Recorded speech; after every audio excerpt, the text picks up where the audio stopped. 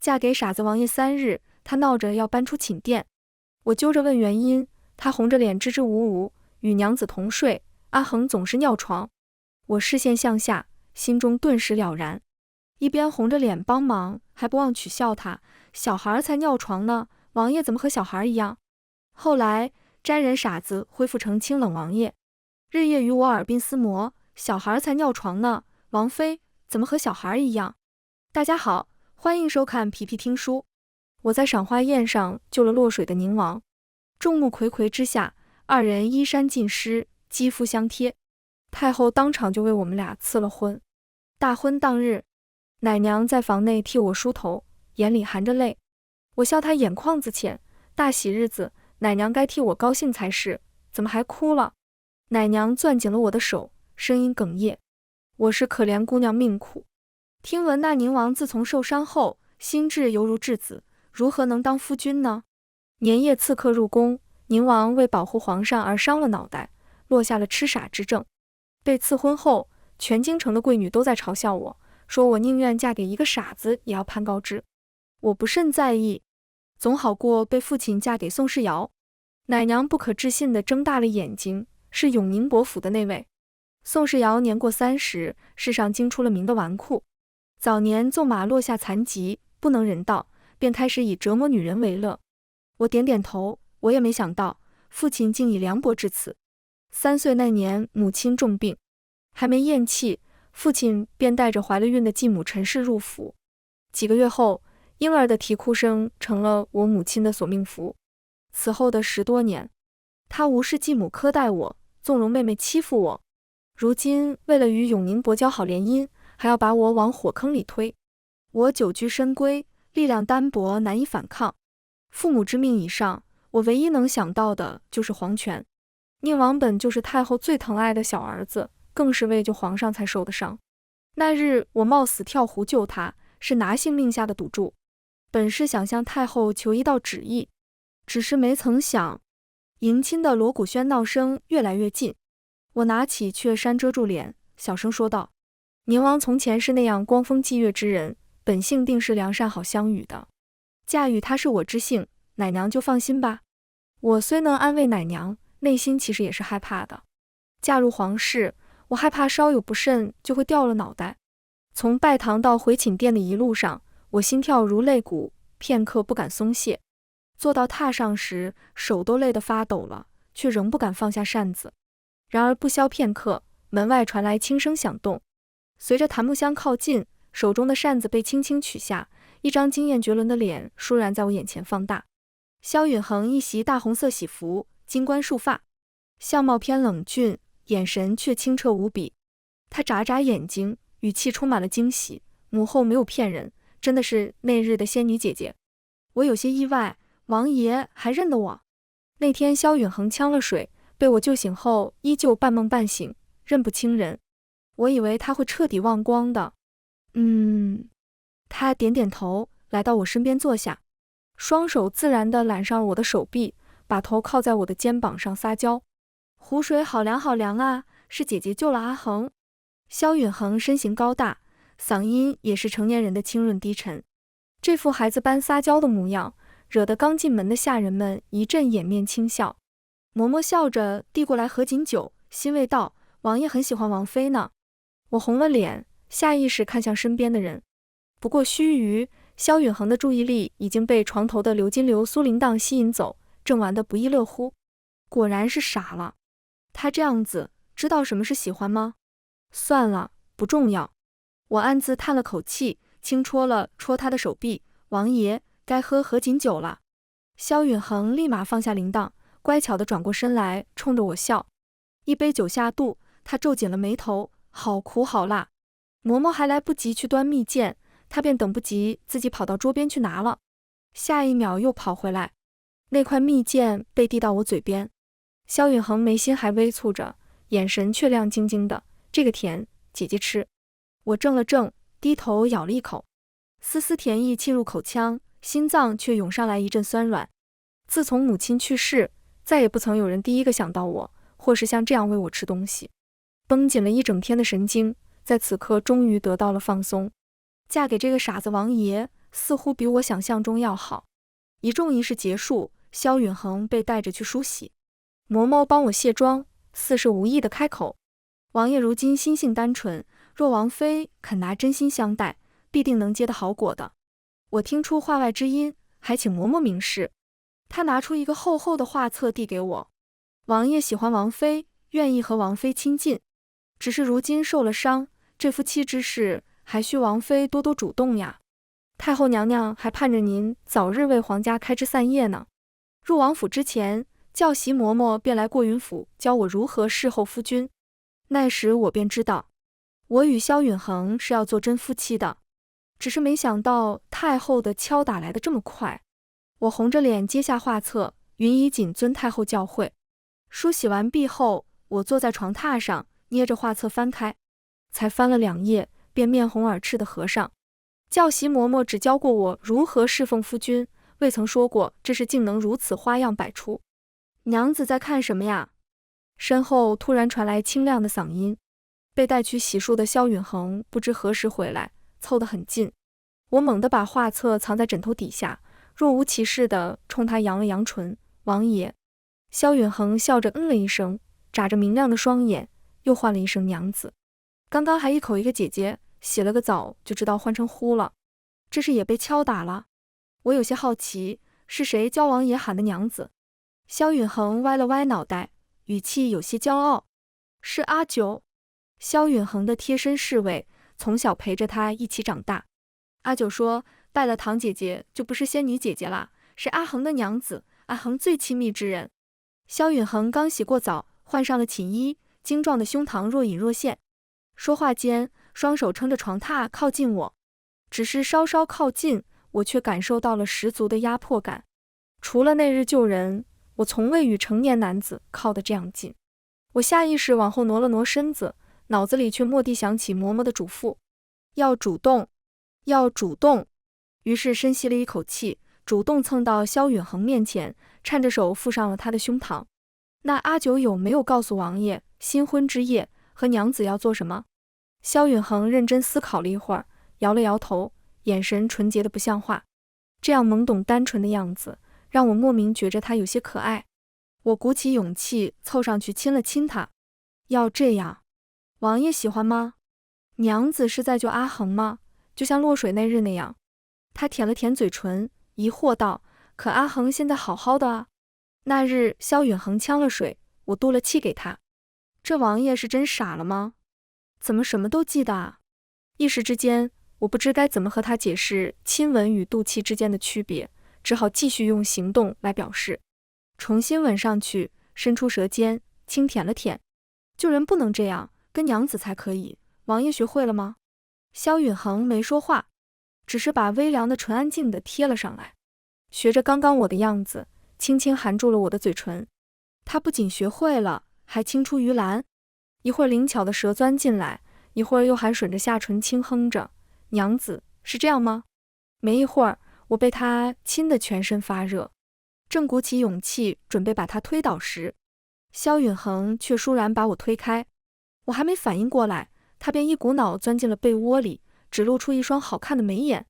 阿恒，阿恒要睡了，娘子也早些休息吧。萧允恒这一睡，便睡到了第二天一早。我梳妆完毕，萧允恒还赖在床上不愿起床。好在宫里传来消息，太后念及萧允恒还没有好全，免了我们的请安。我以为萧允恒只是贪睡，便只好随着他开心。可第3天，萧允恒依旧赖床不肯起，更是趁着我用早膳时，把自己的被褥偷偷摸摸往外运。我回到寝殿时，正好撞上他在床上撅着屁股拿枕头。我不明所以的凑过去：王爷这是要做什么？萧允恒被我吓了一跳，一个踉跄跌在了床上。我伸手想扶他，却被他慌乱躲开了，手僵在半空中。我一时间有些无措，明明昨晚还主动亲了我，还抱着我睡，怎么突然就抗拒我的触碰了？难道是旧伤复发，不认人了吗？我收回手，小心翼翼地问：王爷不认识妾身了吗？萧允恒摇摇头，把枕头紧紧抱在怀里，声音很小：阿恒认得娘子的。我松了口气，看来只是起床闹脾气。然而下一秒，他却丢出了一句重磅炸弹：娘子，阿恒今晚想搬去偏殿睡。心跳顿时漏了一拍，在开口时连语气都变得艰涩。王爷是讨厌妾身了吗？没有，他急急道，阿恒最喜欢娘子了，只是……他支支吾吾，却始终不肯说出原因，甚至拿着枕头就要跑。我眼疾手快地抱住他的腰。萧允恒浑身一僵，声音颤抖，娘子，能不能放开阿恒？放开？怎么可能？新婚3日没圆房，还要分房睡，传到宫里我岂不是脑袋不保？想到这，我不由得抱得更紧。王爷不说为什么要搬走，妾身就不放手。萧允恒轻怔了怔，其实根本没用力。我看准时机，顺势拉着他到床上，跨坐到了他身上。萧允恒闷哼了一声，瞬间涨红了脸，双手却不受控制般地扣上了我的后腰。他脑袋埋在我的颈间，声若蚊蝇：与娘子同睡，阿恒总是尿床。娘子亲我抱我，我好舒服又好难受，控制不住，就像现在这样。我感受着他此刻的不同寻常，瞬间明了，哪是什么尿床，分明是……萧允恒抬头看我，眼尾都染上红色，呼吸也变得急促。娘子，我是不是生病了？我小幅度地摇了摇头，王爷没有生病。他皱了皱眉，几乎要哭了，可是我难受。细语呢喃，在安静的寝殿里生出了别样的意味。我捂住了他喋喋不休的嘴，嘘，乖一点，我就帮你。萧允恒乖乖地眨了眨眼睛。我颤着手解开了他的寝衣系带。不知道过了多久，耳边传来萧允恒的闷哼。我的手心和床榻变得一片狼藉。萧允恒脸色泛着薄红，一直蔓延到脖颈处。他原是清冷的长相，此刻看起来竟有一丝妖冶。察觉到我在看他，羞得把脸埋进我肩膀。我原是整个人都快要熟透，见他比我还害羞，却莫名生出了逗弄之心，伸出酸软的手，在他面前晃了晃。小孩才尿床呢，王爷怎么和小孩一样？臣妾的手都被王爷弄脏了。萧允恒回过神来，慌乱扯过锦帕，一言不发地替我擦手。可擦着擦着，豆大的眼泪却砸在我手背上。我慌了，王爷怎么了？萧允恒撇了撇嘴，他坏，弄脏了娘子，阿恒割了他。话音刚落，萧允恒丢掉锦帕，伸手抽走了我头上的簪子，就要刺下去。我大惊失色地抱住他的手臂，我逗你的呢，没有脏。萧允恒怕伤到我，顿时泄了力气。他抽了抽鼻子，委委屈屈道：可阿恒这么大了还尿床，还是白色的，是不是生病了？我不知该与萧允恒解释，绞了绞脑汁，软声问他：王爷现在还难受吗？萧允恒回味了一会儿，红着脸摇了摇头。娘子碰我，我就很舒服，所以不是生病，也没有尿床。我伸手替他擦掉眼泪，王爷想要亲近我，才会这样的。寻常夫妻间亦是如此。他愣了愣，夫妻间？我与娘子是夫妻间吗？我点头，是啊。萧允恒若有所思地点了点头，表情却依旧茫然。我以为他没听懂，便不再执着解释。刚想下榻洗手，萧允恒忽地轻盈地将我放倒在床上，轻声道：那阿恒也要让娘子舒服。等等，话音被萧允恒的亲吻吞没。修长的手从腰后一路向下抹撒，腰上的系带被解开时，门外却突然传来嬷嬷的敲门声。王妃娘娘，该启程回门了。我原是不打算带萧允恒回门的。母亲离世多年，父亲形同虚设，新婚之喜无人可告慰。可礼数不周，便会落人口实。我不愿王府背上仗势欺人的名头，也不愿萧允恒同去。那府里全是人性的阴暗面，他永远不知道最好。可萧允恒却很坚持，还先我一步坐上了马车。阿恒要时时刻刻在娘子身边，保护娘子。见他一本正经的样子，我情不自禁伸手捏了捏他的脸，这也是阿九教你的。触感软弹，我突然反应过来自己做了什么，刚想松手，却被萧允恒握住了手腕。下一秒，他的脸就重新贴了上来，蹭了蹭，像只小狗一样。娘子可以捏，保护娘子是不用别人教我的。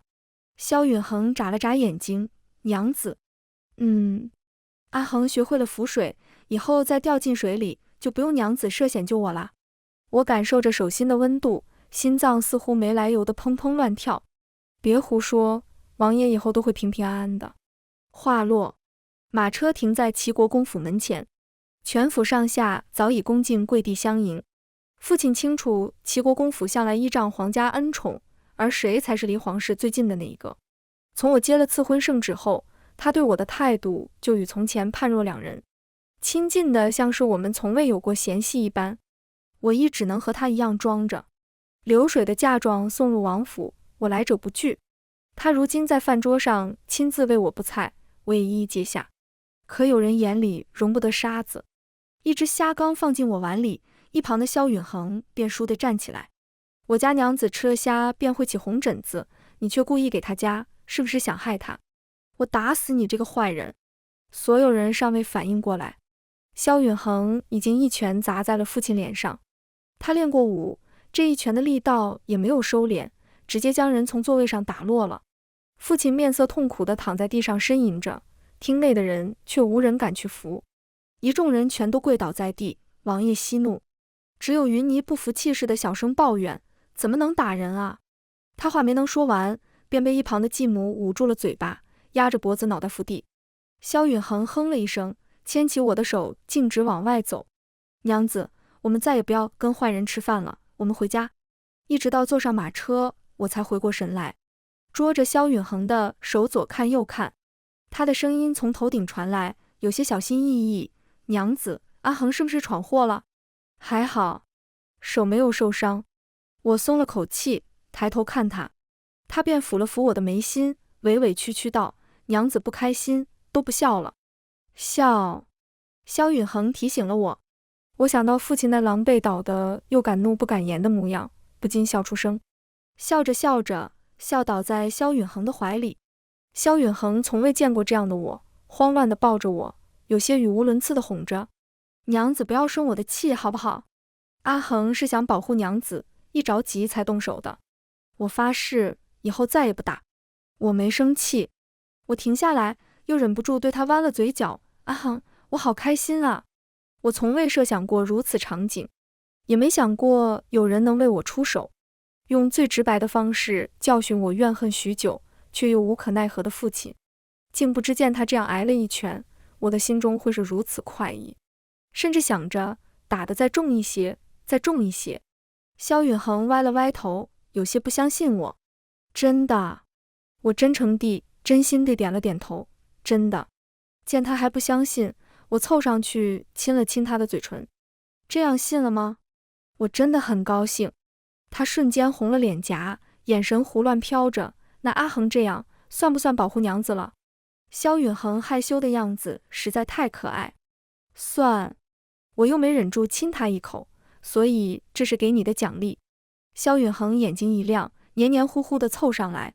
那阿恒还要？他把我抱在腿上亲，没一会儿又靠在我肩膀哼哼唧唧的。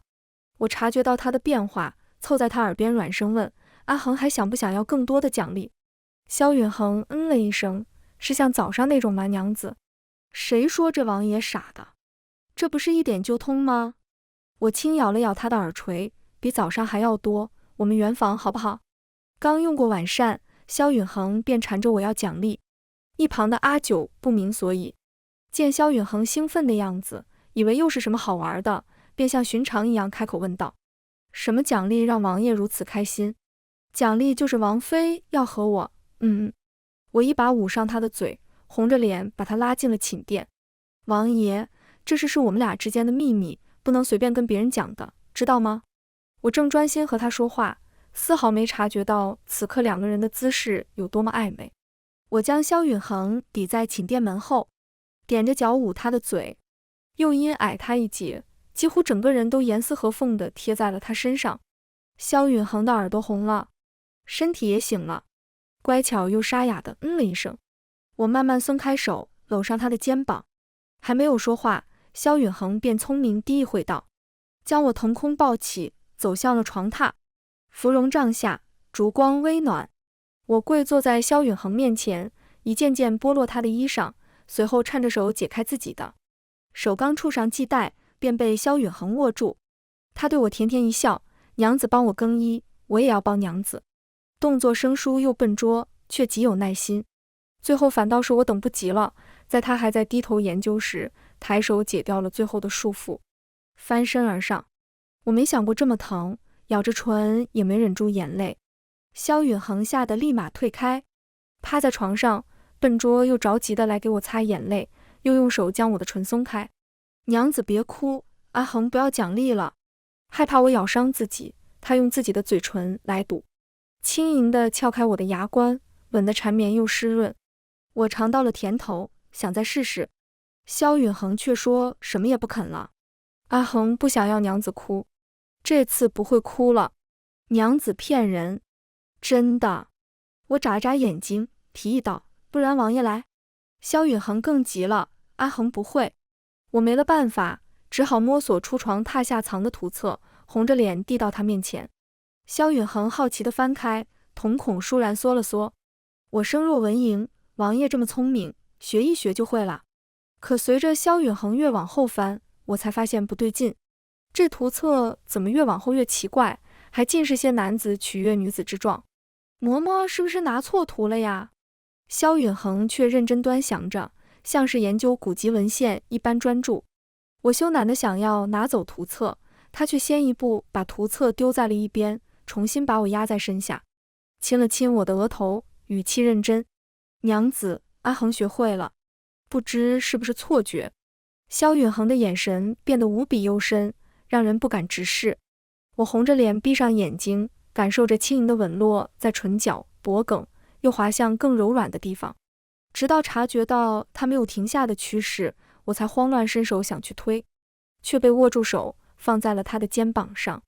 躁动又新奇的感觉席卷了全身，我不禁轻哼了一声，放松了所有力气。后来的一切便像是无边的浪，将我卷进海里，一会儿温柔缱绻，一会儿又是波涛汹涌。我迷蒙着眼，听着床幔上的鎏金铃铛响了一整夜。齐国公在朝堂上说错了话，被皇上罚俸1年，在家闭门思过。可谁都知道，当今圣上以宽仁治天下，从不轻易抓人画饼。这是齐国公失宠的前兆。陈氏的拜帖送进王府时，萧允衡正躺在我腿上，张着嘴等我喂葡萄。他10岁之位，这半个月来缠我缠得格外紧。萧允衡学什么都很快，吃饱了还会亲自替我洗澡、擦头和按摩。我每次都舒服的连眼皮都不想抬，自然也就拒绝不了他。没想到却把他给累坏了。前夜洗完澡抱我回床上时，他竟头晕踉跄了一下，吓得我一大早便让阿九去请了太医。好在并无大碍，只是红着老脸叮嘱我要让他节制。我2天不让萧允衡碰，反倒又让他寻到了撒娇的由头。书不念了，舞也不练了，光黏在我身边，连水都要亲自喂进嘴里。见我要下榻，又抱着我的腰哼哼，娘子去哪呀？阿衡也要去。我知晓陈氏来意，不想让萧允衡见到他。我捧着萧允衡的脸亲了亲，王爷想不想去一品居吃8宝鸭？萧允衡眼睛一亮，想。娘子，我们现在去吗？我点点头，王爷先让阿九陪着你把今日的功课做了，我们再一起去好吗？说是功课，其实是日常的身体锻炼。太医说多动动，有利于萧允衡脑子的恢复。一听做功课，萧允衡的脸瞬间耷拉下来。阿衡不想做功课，太医说了，要按时锻炼，身体才能恢复得快呢。我靠在他耳边小声吹了一口气，王爷不想要奖励了吗？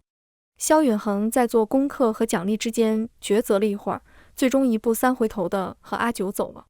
我更衣后来到了偏厅，陈氏面前的茶一口未动，见到我便扑通一声跪下，求王妃救救云霓。老爷在朝上受挫，竟想着将云霓嫁到永宁伯府来拉拢人心。我示意丫鬟将她扶起来。永宁伯与我齐国公府门当户对，云霓并不算下嫁，主母怎的用上了旧字？陈氏眼眶一红，瞬间泪如雨下。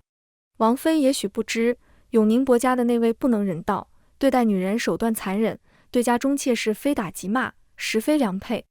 陈氏长相温婉，说话时柔声细语，却用这温柔刀捅了我好多年。他入府逼死我的母亲，侵吞她的嫁妆，不让我与云霓一同上学，日夜罚我在祠堂抄女戒，甚至……我收回思绪，抿了口茶。原来这些您都知道啊。可您与父亲说与永宁伯交好的最好办法是联姻，并提议将我嫁过去时，怎么就没想过他实非良配呢？他不可置信地抬起头，你怎么知道？是啊，他还特意叮嘱父亲不要将此事提前告知我，就等着交换庚帖后，让我没有反抗的余地。可云霓忍不住，他知道我要嫁给这样一个人，高兴的半夜赶来取笑我。我弯了弯唇，我还得谢谢云霓，若不是他提前告诉我，我来不及想办法自救。他出嫁那天，我会亲自为他添一份嫁妆的。陈氏愣了愣，瞳孔蓦地瞪大，自救？你竟连皇家都敢算计？算计？证据呢？我轻笑着摇头，我听不懂主母的意思。我抬手让人送客，陈氏却突然抓住我的手腕，字幕欲裂。赏花宴王爷落水时，只有你和他在场，是不是你？不好了！他的话音被打断。阿九着急忙慌地跑进偏厅。王妃，王爷晕过去了。萧允恒昏迷了一整天，一直到天黑都没有醒来。太医来看过，脉象平稳有力，反而不敢乱下诊断，只得静静观察一夜，若是依旧没醒，再做打算。我靠在床榻前守着他，到后半夜却一不小心睡着了。再醒来时，却发现自己躺在了床上，被子也盖得好好的，只是身边没有人。我心吓一跳，翻身就要下床，脚下却踉跄了一下，整个人朝地上扑去。我下意识闭上眼睛，想象中的钝痛没有袭来，一只长臂将我捞入怀里，整个人被熟悉的檀木清香包裹住。我惊喜地抬头，阿恒你醒。对上陌生又清明的眼神，话音骤然卡在了喉咙。我瞬间反应过来，眼前的人不再是傻子阿恒，而是那位清冷又金贵的宁王。我后背一寒，连忙从他怀里退出来，恭敬道：王爷。萧允恒还维持着抱我的姿势，愣了愣才收回手臂，淡淡嗯了一声，依旧是低沉又清润好听的嗓音，却少了平日里与我的12分亲昵。是不记得我了吗？心脏莫名被揪了一下，我抿了抿唇，妾身云倚，是太后赐婚。话音未落，整个人忽地被萧允恒打横抱起，放回了床上，高大的身躯靠过来。萧允恒双手撑着床，在我距离咫尺的地方停下。怎么不叫阿恒了？我没听清。萧允恒微不可察地叹了口气，又重复了一遍，刚刚不是叫阿恒吗？怎么？他歪了歪头，轻嗤一声，叫那个傻子可以，叫本王就不行。萧允恒面无表情，我却从他脸上看出了一丝妒意。什么吗？不都是他吗？这是在嫉妒自己。可眼下面对这样的萧允恒，阿恒二字我实在是叫不出口。我没了办法，只好扯了扯他的衣袖求饶。王爷。柔软的被褥覆上来，我整个人被裹进了被窝。萧允恒自然地将我揽入怀中，闭上了眼睛。天还未亮，继续睡一会儿。原是有些紧张害怕的，毕竟现在的萧允恒对我来说就如同陌生人一般。可他来抱我，我内心却丝毫没有抗拒的想法。我乖乖埋在他胸前，听着他规律且有力的心跳声，逐渐又感受到困意。迷糊间，温热柔软的触感落在了额头上。萧允恒的声音落在耳边，云倚，所有事本王全都记得。萧允恒恢复的消息一大早便传回了宫中，太后欣喜，当即让我与萧允恒进宫。说起来，这还是婚后第一次面见太后，皇家威严，我还是有些紧张，一路上正襟危坐，手背上忽然附上一道温热。萧允恒牵起我的手，淡淡安慰，别害怕，母后很喜欢你。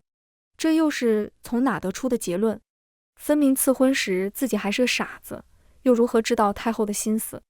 我抬头看了萧允恒一眼，没说话，心思却全然被揣测到。他轻轻抹挲着我的手背，若非是他也喜欢你，怎会为你我二人赐婚？我没听出话里的另一层意思，单纯以为萧允衡在问我。我想了想，轻声答道：太后约是为了皇家体面。其一，我救了萧允衡，理应得到奖赏；其二，我与萧允衡在大庭广众之下肌肤相亲，也辱了他的清白。二者中和，大约便有了赐婚的主意。萧允衡气笑着捏了捏我的脸蛋，云姨，你笨不笨？我了两声，又不敢躲，只好轻声嘟囔：妾身自然不及王爷聪慧。萧允衡松开手，又替我轻揉了揉脸，以后都不必自称妾身，私下也不许再唤我王爷。我有些懵，那叫什么？他动作一顿，语气又淡了下来，你自己好好想想。我原本心里就忐忑不安，见萧允衡冷下来，更是一句话也说不出来，气氛突然变得这样僵。约莫过了几条街，身旁的人才又重新开口：还紧张？我老实点了点头。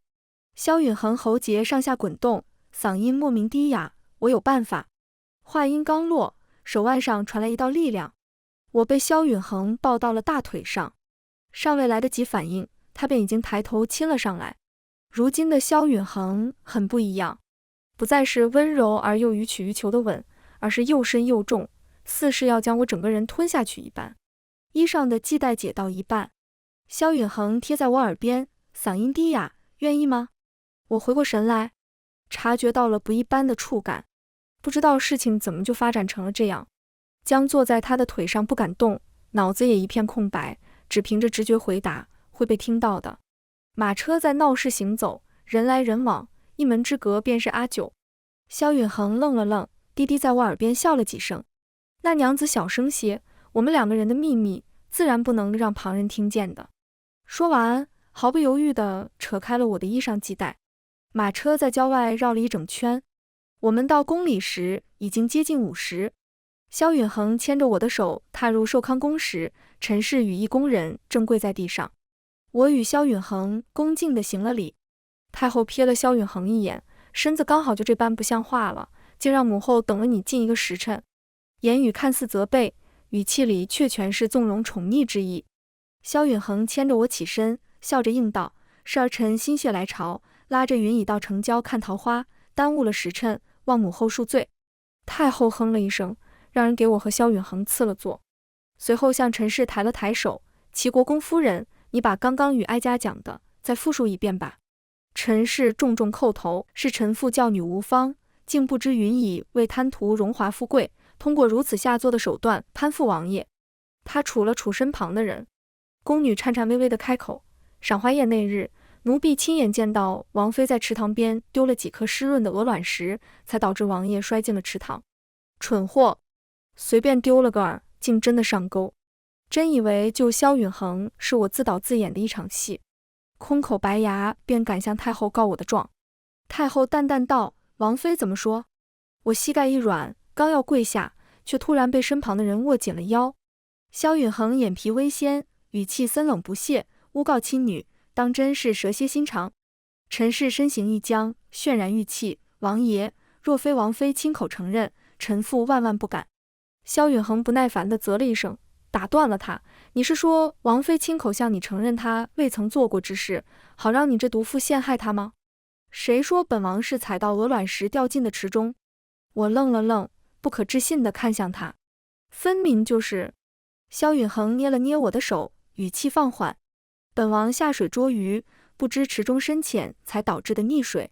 被王妃所救后，对其一见倾心，担心她嫌本王愚笨，便随口说是因为路滑。他顿了顿，眼神扫过跪着的宫女，本王随口一说，竟成了你这刁奴的亲眼所见。宫女胆战心惊，无措地向陈氏求救，可还未等她开口，太后便挥了挥手，把他们带下去。一切发生得太快，我反应过来时，二人已经被宫人架了出去。陈氏诬告王妃，原该按反作处罚。念及齐国公府祖上功绩，改为杖责30后，废其诰命，囚于府中不得外出。齐国公府对外依旧是风光的齐国公府，可内里的人却不会再过得舒适顺意了。皇上听说萧允衡进了宫，让人来唤他去下棋，太后便留我俩在宫中住一宿。晚间萧允衡回房时，径直去了浴池。我躺在床上听见动静，蹑手蹑脚地跟了进去。双手环绕上萧允恒肩膀时，他整个人僵了一瞬，随后放松。吵醒娘子了？我摇摇头，拿起池边的锦帕替他擦身。王爷今日为何撒谎？我是亲眼见到萧允恒被石子绊倒，跌入池中的，并不是他口中的什么捉鱼。萧允恒捉了我的手，漫不经心地把玩着。我知你有办法自证，但这是最快解决这件事且一劳永逸的方式。他顿了顿，母后她最信我，也最在意我的感受。萧允恒说的没错，太后爱子心切，让陈氏留到现在是真对我起了怀疑。可听完萧允恒的话，他根本无需我再自证，便很快就处置了陈氏，对我也依旧慈眉善目。这一切全是因为萧允恒对我的无条件维护。王爷没有怀疑过，陈氏说的是真的吗？任何人听到有人要害自己，都会心里一颤吧？萧允恒淡淡道，他说的又不是真的。我抿了抿唇，艰难地开口，可若是我真起过坏心思。赏花宴那日在池边相遇，见萧允恒如此单纯童真，我确实想过要利用他。可当一切都布置好了，我又实在对无辜的他下不去手，才匆匆把鹅卵石拿走。但也许是天意，萧允恒竟自己落了水。我握紧了他的手，又重复道：若我真起过坏心思。话没说完，我被萧允恒拉进了浴池中，呼吸在氤氲的水汽中被亲吻吞没，直到我承受不住，眼角渗出了生理性泪水，萧允恒才放开我。他抱紧了我，嗓音又低又哑，无论怎样，娘子还是会救我的，对不对？我怔了怔，迫不及待地点头。这就够了。萧允恒闭着眼，亲了亲我的眼角，一种类似于被人珍视的感受席卷了我的全身。无论是痴傻的萧允恒，还是如今的萧允恒，都对我是如此温柔又怜爱。我哽了哽喉咙，没忍住落了泪。对不起，我当时只是想求一份恩典，我不想被他们嫁给宋世尧。云姨，你是我的娘子。他吻去我的眼泪，轻声问，想不想吃一品居的八宝鸭？我迷蒙着眼，点点头。萧允恒弯了弯唇角，明日下了朝便带你去。我在宫门口等着萧允恒下朝，还未等到他人，先遇见了一位故人，新科探花郎曹晕。云娘子。他顿了顿，改口恭敬地行了个大礼。曹晕问王妃娘娘安。我微微颔了颔首，曹大人不必多礼。曹晕深吸了一口气，抬起视线，像是好不容易鼓起勇气一般。王妃近日可还好？我视线掠过她微红的耳根。很好。曹晕松了一口气，嘴角微扬，那就好。曹某前些日子奉命到滁州查案，未来得及赶上恭贺王妃新婚，他日必当补上新婚之礼。我摆摆手，不用了。要的。曹晕急急道，语气笃定又真诚，王妃对曹某有知遇之恩，曹某这辈子都无以为报。那本王就替王妃多谢曹大人了。萧允恒不知何时出现在了身后，他揽上我的腰，脑袋微微靠过来，娘子再不走，第一炉的八宝鸭轮不上我们了。什么吗？不是在一直等他吗？我向曹晕颔首道别，便和萧允恒上了马车。马车行驶出宫门一段路，萧允恒才关上了窗子，将我抱进怀里。我以为他又要，便开口提醒八宝鸭。萧允恒轻捏着我的手指，漫不经心地问道，娘子与曹晕很熟？我嗯了一声，不算相熟，只是起初他在书肆打杂，我见他写的一手好策论，便问他为何不去科考。他说家里穷，我便将玉佩赠给他当作盘缠，只是举手之劳罢了。至于曹晕得知父亲要将我嫁给宋世尧，并写信给我说愿意上门提亲，与我做出君子约定，1年后和离。而我也答应过并为此努力过之事，我是不会告诉萧允恒的。萧允恒嗯了一声，微微一笑，娘子心善。之后便抱着我安静地闭目养神。马车经过了几条街道，萧允恒突然睁开了眼睛。娘子。我靠在他胸前打着瞌睡。赏花宴那日，你原是准备向母后求什么恩典？我后背一凉，瞌睡瞬间没了。马车调转了方向，最终停在了王府门口。我下意识要自己下车，却在瞥见萧允恒沉如寒潭的脸的一瞬间变了主意，向他伸出了双臂。萧允恒挑了挑眉，脸色稍霁，确定要我抱？他顿了顿，意味深长道，抱了今天就别想再从我身上下去了。我呼吸一滞，随后坚定地点了点头。此时我还不知会有多后悔自己做出的决定。从午后到太阳落山期间，除了磨磨利落地送过食盒，主寝殿外的人已全被遣散，一直到月亮悄悄爬上枝头，我乘着月光，筋疲力尽地趴在萧允恒的肩上求饶。王爷，还喊我王爷。萧允恒惩罚性地咬了咬我的嘴唇，喊不对，今晚不会停的。我大脑一片空白，不知道萧允恒到底想听什么，于是试探性地开口，阿恒。萧允恒不语，只是一味惩罚。我听着床幔上不停晃动的铃铛，突然福至心灵。夫君。萧允恒动作一顿，我以为喊对了，又抱着他的胳膊，眷恋地蹭了蹭他颈肩。夫君，饶了我。话音未落，萧允恒伸手捂住了我的眼睛，而后狂风骤雨般的吻落下来。萧允恒像是一团巨大的浪，蛮不讲理地将我整个人卷进无边的海里。我像只小船，无数次被高高抛起后迷失了航向。失控之后，我蜷在萧允恒的怀里，眼泪几乎停不下来。萧允恒用锦帕擦去一片水渍，轻哄道，没事了，没事了啊。风平浪静以后，萧允恒欲拉铃铛让人来换被褥，我抓着他的手腕不让动，声音小得像蚊子，我不要在这儿睡了。怎么啦？我气鼓鼓地看他，你明知故问。萧允恒胸腔微微震动，靠过来与我咬耳朵，小孩才尿床呢，王妃怎么和小孩一样？我一拳捶在他身上，萧允恒，好好好，我不说了。他笑着将我抱起来，走向浴池，亲自伺候我沐浴，而后又将我抱回偏殿，小心拥我入怀。我伏在他的胸前，仰头看他，不生气了吗？萧允恒低头，温柔又缱绻地看着我，向母后求恩典，赐婚你与曹晕，确实是当时你能做的最好选择。